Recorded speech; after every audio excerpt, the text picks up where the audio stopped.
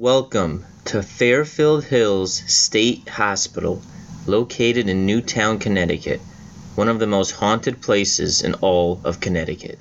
Note, I was not able to go into any of the abandoned buildings. I was able to take a few videos looking in from the outside.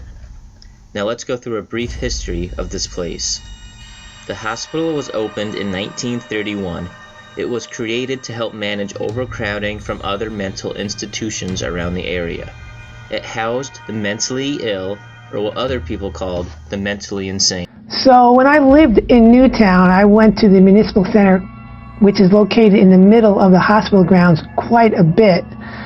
Within these grounds, there are now walking paths, there are sports fields. Some of these buildings have now been renovated and are actually town offices. However, there are still quite a few buildings that have not been renovated, and it's a very strange feeling walking through these buildings at night and knowing of really the inhumane treatments that occurred within them. The town of Newtown owns all these buildings. These buildings that have not been renovated are falling apart. I'm sure there are water and environmental issues within these buildings that are a big problem, and what the town eventually is going to do with all these buildings, I'm not sure. I'm not even sure if the town knows at this point.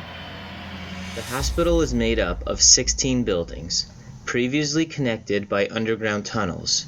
The tunnels, though, have since been filled up. It was home to over 4,000 patients. This institution treated the mentally ill. Procedures that were applied included electric shock therapy, hydrotherapy, psychosurgery, and frontal lobotomies. These often resulted in suicides and mysterious deaths. It was closed in 1995 due to lack of funding. Now, some of the buildings have been renovated and are now municipal offices, but many of the buildings are completely abandoned and fenced off with absolute no access to outsiders. The cruel and unusual punishment has been noted by former patients, but the paranormal and mysterious actions of this place have been noted after it being closed.